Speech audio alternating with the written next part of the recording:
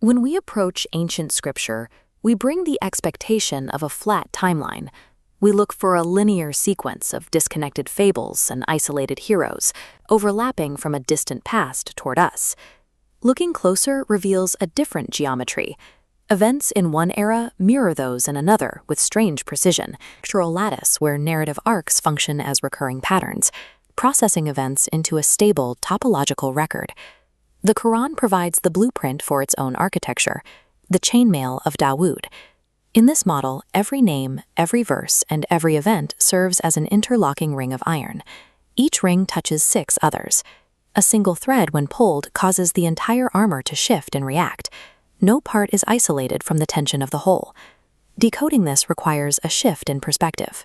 We must move past the idea of the text as a historical timeline and recognize it as a continuous, active circuit. Isolate the ring of Ibrāhīm to see this circuit in action. Ibrāhīm requests a son, receives the child, and then faces the command to sacrifice him. Father and son both submit to the command. Once their submission is absolute, the ransom arrives. The fire of the trial is declared coolness and safety. At that moment, the loop of the test resolves. This sequence follows a structural equation with 4 distinct phases.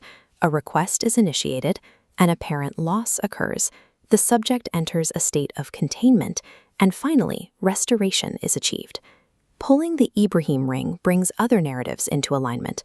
When Yūnus is held within the fish, or Yūsuf is left in the pit, they occupy this exact containment coordinate in the universal circuit. The loop completes at restoration. Ayyūb strikes the ground to find healing water. Yūsuf steps out of prison to assume authority. The environments differ, but the geometry is identical. These recurring laws execute across different eras to filter and purify the individual. The text uses these events to measure the structural integrity of those who hold the book.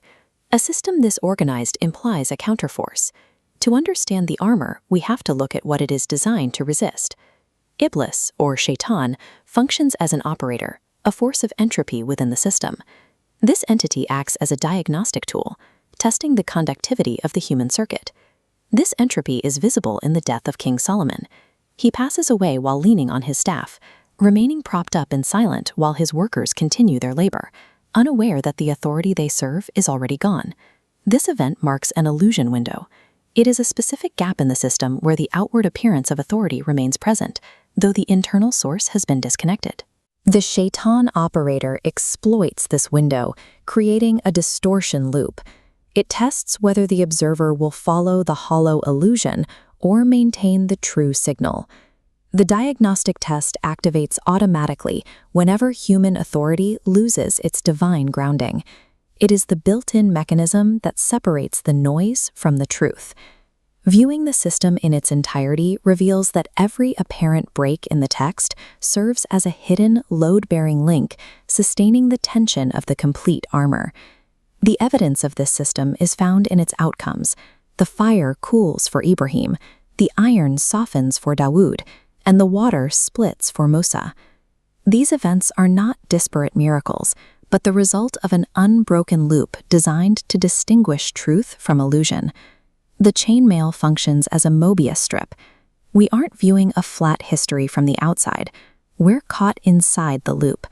The spiritual equations guiding ancient prophets are the exact laws executing in your reality at this moment. This mechanism demands an operator. The circuit is open. It awaits the individual to step in and finally hold the book.